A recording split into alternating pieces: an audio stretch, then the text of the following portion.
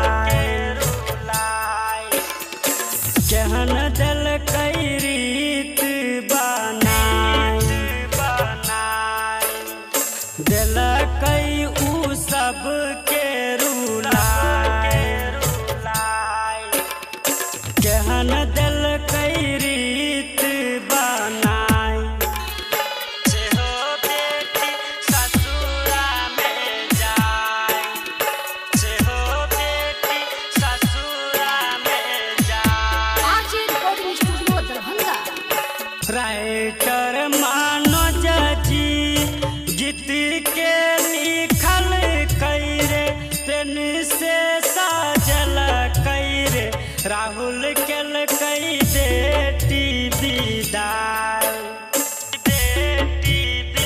ऋषि दल कई म्यूजिक बनाई।